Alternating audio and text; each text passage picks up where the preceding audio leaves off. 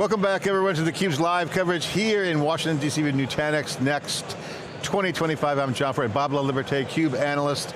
We are breaking down all the action on day one, the keynote, the CEO came in, also all the partners, the ecosystem, record numbers for Nutanix, great success, momentum around the platform, cloud scale, on-prem, edge, in the cloud. We got two great guests here. Rachel Skaff, CUBE alumni, Director, North America Partners, and Channels for AWS. Great to see you, Rachel. Great to see you again as well. And back for returning CUBE, second time today, Tarkan Maynard, Chief Solutions Officer at Nutanix, CCO, Chief Customer Officer. All good. I can't keep track. You got a Chief AI Officer, you got a CISO. Great to see you. Great to see you guys. Always fun. All right, so I love the partnership with AWS because we just had Rajiv on, the CEO. He says, our mission, this is Nutanix's mission, is to make it cloud experience, simplified, abstract away, deliver that core value anywhere, all the time. This really speaks to what you guys have been doing at AWS. We've been covering since 2013 on theCUBE. Tarkan, we talked about this before, hybrid cloud is distributed computing. Absolutely, okay? absolutely. AWS is not hiding from this either, so that's clearly what customers want. What's the partnership? Take us through the relationship. I know it's been long-standing. Absolutely. Look, as you remember, I joined the Nutanix team as the Chief Commercial Officer back in 2019. One of the first calls I made was to Matt Garman and Andy Jassy at that time, because we've done partnerships with them in the past with Wise and with Nexenta around software-defined infrastructure, and they are the best partners. They moved on fast, and obviously we met Rachel, the leadership team with Rachel, and the partnership has been going fantastic. Look, we're all about running anything, anywhere. Yeah. That anywhere, a big where of that anywhere is AWS. Customers love AWS. They're easy partner to work with. They're phenomenally fast, high energy. They're easy to deliver profit. They're great with channel ecosystem, and we're all about platforms. So that hybrid cloud story became real with AWS. So it's been a phenomenal 5 years, but the last 12 months with Rachel's leadership, now we're taking this next level. Rachel, we heard Rajiv talk about their customer obsessed. That's what you guys do as well. What's your view of the relationship? Obviously joint customers, you guys work backwards from the customer. Take us through how you see this, how it's working. What should people know? So I think what people should know from an AWS perspective is we really are customer obsessed, and we start with our customer and what business problems they're trying to solve, and that inevitably leads to migrations and modernization, which is part of the partnership with Nutanix. And Tarkan talked a bit about the speed at which we move and some of the scalability and the migrations that we're doing with Nutanix. I'll give you one specific example. We recently moved over 1,000 VMs over to the AWS NC2 platform on AWS. We did that in less than a month. And as part of that, it was a 30% reduction in cost savings, and it allowed us to accelerate that migration of that workload 60% faster than it would have been if we did that natively. And when you start to think about what our customers are looking for, they're looking for that business value, and how do I solve my problems faster, at scale, securely. And frankly, that's the beauty of the AWS and Nutanix partnership, because we're aligned on that converged infrastructure. We're aligned on the customer platform and making sure our customers get what they want. I mean, we're seeing the customer behavior, moves to the cloud in a lot more instances because of the consolidation on-prem too, which is getting geared up for AI as well. So as you got things like Bedrock and the apps developing fast, Nutanix wants to run all apps for people. Everywhere. But apps are also models. So you have infrastructure, apps, and models kind of now into the fold. This is where you guys are skating where the puck is going. Exactly. Talk about that kind of dynamic, because as your customers get modernized on their infrastructure, they got to run. Absolutely. Their AI. Absolutely. Look, we announced today multiple products. I know you saw all the announcements with all these interviews. One big one I love is this new cloud native Nutanix. AOS is the product name. I hate acronyms. These are basically the NCP platform. Our platform is cloud native, which means you don't need a hypervisor anymore. It's all containerized, cloud native. What that means is AWS and Nutanix even tighter partners now. You don't have to have all the hypervisor stuff of the past. Just bare metal with containers, you're delivering phenomenal microservice-centric application deployment capabilities across multiple workloads. What are those workloads? End user computing with Microsoft, obviously Windows 10, Windows 11 migration. Guess what? A lot of those customers love AWS. And then you tie into DR, bursting. Like a lot of our company customers, enterprise customers care about security, manageability, availability, reliability, low TCO, fast time to market, and they want flexibility, as you talked about. Move fast, efficiently, reliably. So that is the reason this business is moving very fast. Now, obviously tying into this, we have the go-to-market angle, making it easier for our channel partners to do this. Yeah, so you guys talked a lot about what you were doing with customers and that joint win and the value that you're bringing. What advice would you give for customers who are looking to do this migration, right? If I'm sitting here watching this thinking, okay, well this is great, I'm an AWS customer, I'm a Nutanix customer, how do I get value, where do I get started in doing this migration and modernization? Well, so I think that the first thing is migrating to the cloud is no longer a nice to have.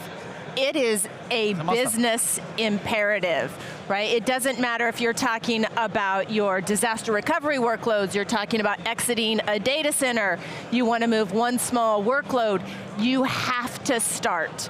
And getting all of those workloads over, whether it's NC2 on AWS, that's going to help you see around corners, because who knows where the technology is going to go even tomorrow. So by leveraging our platform and that partnership, it allows you to quickly migrate that, and then you can start to modernize those workloads, add additional security features, start to apply generative AI, and then leverage agentic architecture, because that's where the world is going. And you can't do that if you don't migrate to the cloud. Got it, makes a lot of sense. I just did an interview with Raul at AWS. He just put out, there's a big study coming out on adoption. That cloud adoption in production is faster in the cloud than on-prem. That makes a lot of sense, as we've been documenting on theCUBE. A lot of POCs, a lot of refactoring of the infrastructure. So to your point, migrating to the cloud isn't just lift and shift. It's a strategic architectural decision. Yes. Because it's faster path to AI. That's right. You guys talk about modernization pathways. That's We've right. been talking about Nutanix about blueprints. Same thing. So modernization and pathways, migration fits in that. Can you just break that down, because they're all kind of one thing going on. They are. But they are, migration's always been kind of, hey, we're migrating, big long plan, but modernization and migrations are kind of happening kind of in an intentional way. Can you share what you're learning from the field and how that relates to some of your business? So, I talk about this as becoming a business imperative. It's not just at the boardroom where people are having these discussions. It goes all the way down to the boiler room of how do I migrate this workload so that I can get more value out of the data and all of the artifacts that are in there. So when you talk about our pathways, they work very closely with Nutanix blueprints, right? A pathway is a tried and true approach that AWS has in migrating workloads of all types of sizes across all industries. We've got a migration readiness assessment that we do. You talk about, hey, I just want to start. Great, call your AWS rep. Talk to your Nutanix team, talk to your channel partners. We'll help you build a migration readiness assessment to really help roadmap out what comes next.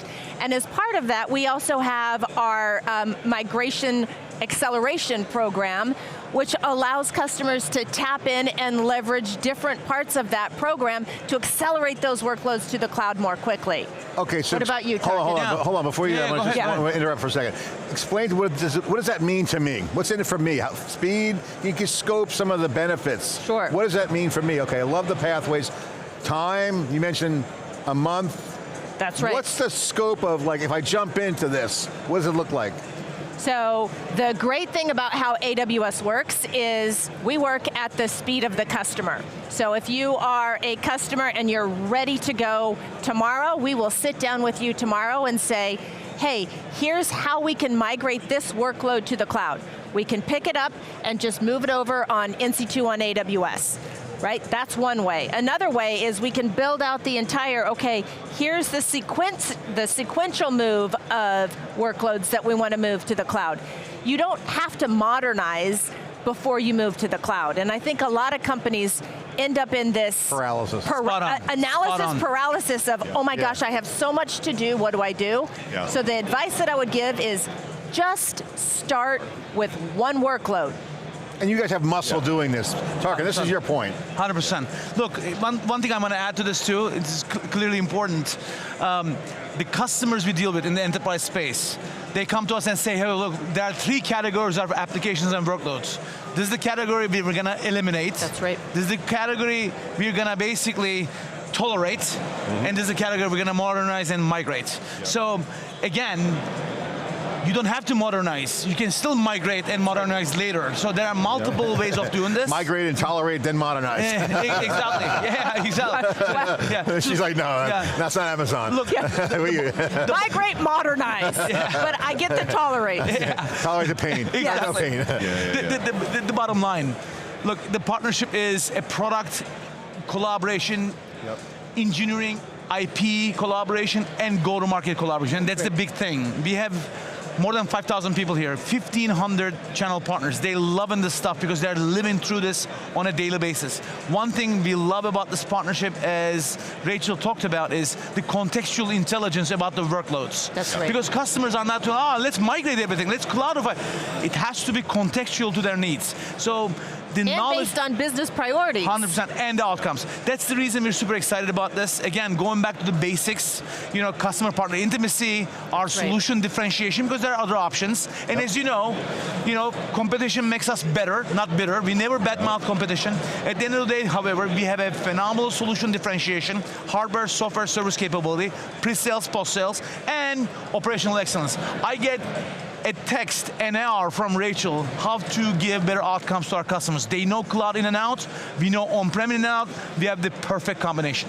So a text an hour might be a bit extreme, but I'm at least starting to use agentic architecture to automate some of those texts. So that's not you, that's and your agent. So you're going to start ramping that up. I am going to start ramping it up, and it's all going to live on a Nutanix platform. And she tolerates me. I need that. But I do need to modernize him.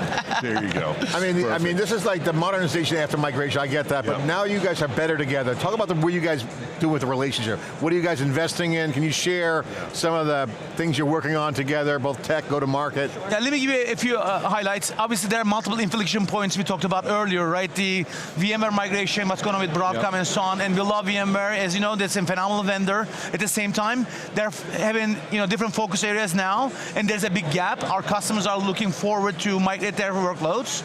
In some ways, there we are the dual approach, and that's a very important thing. And obviously, Windows 10, Windows 11 migration, October 14, 2025, your end of support. You have to move now, right? And then tie that to AI, agentic models, all open source. Am I secure? Am I manageable? So all those inflection points, not one perfect storm, not 2, 3 perfect storms are hitting customers at the same time, and they need to move fast. And again, outcome driven. So we're investing heavily in the agentic AI space. Big NVIDIA announcement ties back to AWS.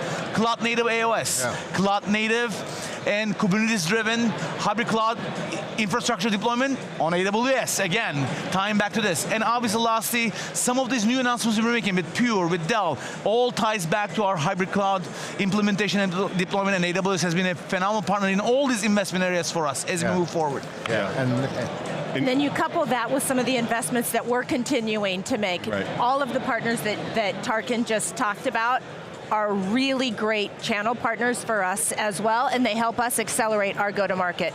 Then you think about the investments that AWS is continuing to make in generative AI, whether it's through Bedrock, it's through Nova, it's through Q for developer, or any of those other aspects. That is our foundation. By the way, Swami posts like an influencer these days on LinkedIn. He's got an update on a new announcement on Q Developer almost weekly. He does. Big innovation. Yeah, and I'm assuming all of these, the relationship is all global, right? For customers. It is, absolutely. Customers are global. All right, I'll play the skeptic customer. Okay, please. Okay, Rachel, Tarkan. I've heard all that. I've heard from my peer group, it takes so long and it's going to cost me an arm and a leg, and I'm not the squeeze won't be, the juice won't be worth the squeeze. Will the parachute open? That's kind of like the fun. Share some of the realities. It's not that hard, or can you just share, because what's the value? TCO, you mentioned on our last interview earlier in the morning, big value for Nutanix in general. You guys have, you mentioned cost reduction, you bend the cost curve, no disruption to operations, so there's a lot of potential fear on migrations. People have, from the old days. They do, they do. Give us the update on that, take away that fear. So customers need stability, period. Right? Especially with some of their critical workloads and disaster recovery and exiting data centers. Stability is paramount, only followed by it has to be secure, and then the next edict is going to be, okay, great, how do you modernize? I'll share again, right? The example that I think is really a pinnacle of our partnership is a Fortune 500 company. We moved 1,000 VMs in less than a month. That's pretty fast, number one. Number two, 30% cost savings, right off the bat. If I'm the CFO, for the pessimistic customer that you were, if you take 30% cost savings to a CFO, I don't know any CFO who would say no. Does it raise the bar on performance? It does. What does that look like? So it raises the bar on performance, and when you talk about, oh geez, how long would it take if I just did this on my own and I went native?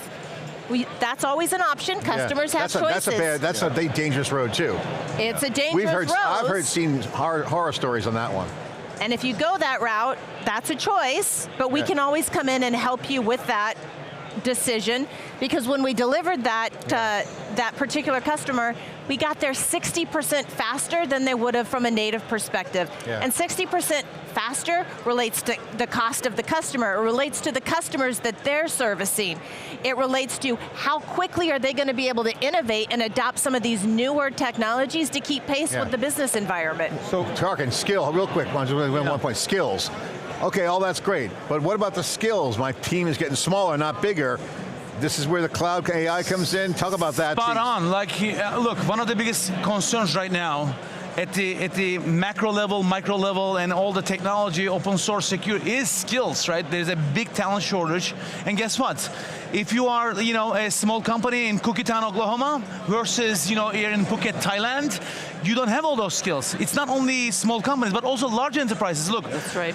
Fortune 100 banking finance customer, Fortune 500 oil and gas customer, telco, one of the largest telcos in the world, one of our biggest Japan-based AI customers, all doing this because they also deal with the same talent shortage. That's right. It's not only infrastructure itself, but we deal with on a daily basis as the geeks of infrastructure, but also at the app layer, middleware layer, and now with AI and open source, it is super difficult. This makes stuff easy for them. Well, Cookietown, I'm looking forward to visiting that town. Actually, there's a town. Well, I would not like to go to Cookietown. Well, you bring up the Cookietown, but sovereign cloud has come up a lot. So now, geography, this is another reason to think about cloud, and you guys are doing that, and I heard it from NVIDIA as well. A lot of sovereign value with AI, with the sovereignty. That's right. Absolutely. Let me tell you a few of these things. Like, obviously, you saw some of the announcements with Donald Trump and then Masa Son and SoftBank talked about on the sovereign clouds. As Nutanix, we are seeing tons of opportunity in Asia, in Japan, in Singapore, in Malaysia, in the Middle East, in Saudi, in select European countries. Sovereign cloud is a reality, huge opportunity, and who is the better partner than AWS? They have a presence in every geo, in every region. We are already integrated solutions, and the sovereign clouds still need a lot of hardware. And guess what? We have the Dell, HPE, Cisco, Lenovo, Fujitsu, all the Supermicro, all our OEM partners also partner with us to deliver the sovereign cloud in a hybrid cloud fashion. So we have a lot of work going on this. In the upcoming weeks and months, you're going to hear more about sovereign cloud from us. Great to have you guys. Okay, go ahead. Sorry, I just want real quick. I just want to ask. We talked a lot about the time savings and so forth when you were migrating to the cloud. I wonder if you could share with some of the people who are watching about the modernization process. So once you, because I've talked to a lot of people who are maybe looking to shift their hypervisor platform. and I've asked them, well, why don't you just modernize? And I'm not ready for it, I just need to migrate off. So I'm sure that's what you're seeing a lot of these, hey, let's get 1,000, let's migrate them. Sure. All. What's the next step? What advice would you give to people watching saying, okay, if the first thing is to migrate it, what's the next step and how long does that take? What's the first step of the modernization process that they should embark on? Sure, so again, for us, it really comes back to the customer and where they're at in their journey, right? Some of those workloads, they might not want to modernize right now. They might want to modernize in 30 days, in 60 days. But for us, it's sitting down and really working with them and helping them understand, hey, once you've got that workload migrated, here's the power of AWS. You can start to modernize that workload by extending the AWS capabilities that you have, whether it's leveraging some of our Nova models, our Bedrock platforms, and surround all of that with security. But it all ties back to, what's the customer outcome that you're trying to get to? That's what we lead with, and that's what we'll always lead with. Customer obsessed. And thinking about the last point I want to make on this is not just a move in an app. That's right. Or a workload. The data, the licenses, the entitlements, and all the outcomes are part of that overall migration. So it's not just modernizing the infrastructure or the app itself, but all the surrounding business elements. That's the reason we love this partnership, because AWS figured this out.